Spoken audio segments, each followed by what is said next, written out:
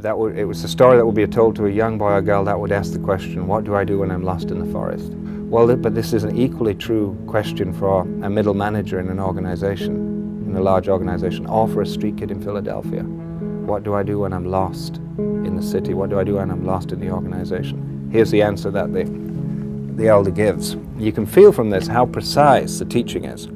So the elder says, stand still. The trees ahead and bushes beside you are not lost.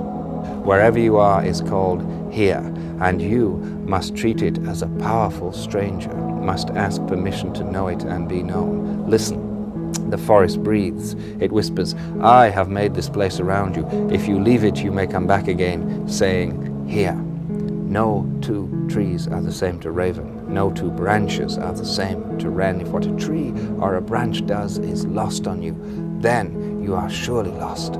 Stand still. The forest knows where you are. The forest knows where you are. Stand still. The forest knows where you are. You must let it find you. There are three things in this poem, you see, that are absolutely clear. First of all, the elder says, you cannot sleepwalk your way into your destiny.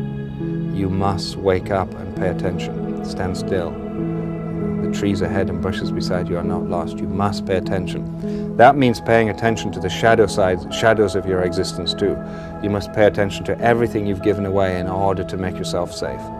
All the games you play in order to remain safe and untouched, as well as your creative gifts too. Second stage is that in this teaching from the elder is this incredible feeling of silence. That unless you have this silence in your life, and you feel the silence in the poem, where he says, if you leave it, you may come back again, saying, here. No two trees are the same to raven. No two branches are the same to wren. If what a tree or a branch does is lost on you, then you are surely lost. You feel the silence there?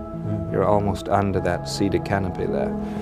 And I think what the elder is saying there is that if you pay real attention, unless you have silence, an ability for silence in your body to do that, then you will get too frightened, because all the voices inside you will drown out any real change. You have 100 reasons not to make any real change, you see. And you've got all the voices and all the reasons not to do it. And so the ability for profound silence is being called on here. And then that attention can flower into something else. Because you really don't know what your grief is. You really don't know what's underneath that grief until you fall into it. The poem seems to be attempting to awaken a kind of intuitive sense. That's right. And then this amazing last line, the forest knows where you are. You must let it find you.